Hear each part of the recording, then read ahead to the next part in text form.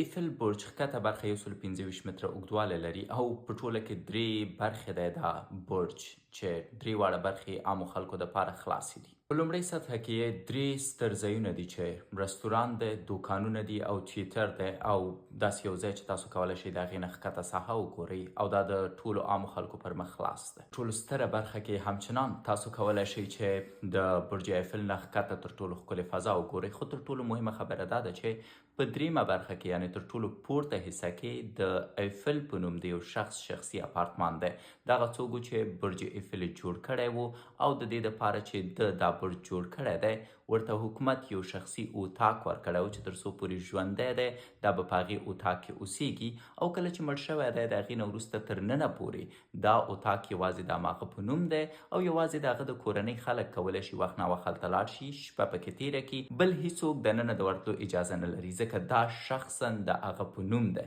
بنان برج ایفل سره د دې چې دولتي برج دی او ټول خلک یې په فرانسه کې پیژني، خو یو شخص شته دی چې په دې کې شخصي اپارتمان لري او دا هغه څوک دی چې دا برج یې جوړ کړی دی. خبره مې ځکه وکړه چې په هر هیواد کې یو انسان چې نوی کار وکړي د هغې هیواد لخوا ستایل کیږي، اما ځینې وختونه زموږ په هیواد کې که چېرته یو ښکلې اختراع وکړي د دې په ځای چې وستایل شي رټل کیږي یا در باندې خلک ریشخند وهي او یا دې ځینې وختونه مړی او ژوندی ورکیږي. دا ولې؟ جواب تاسو راکړئ.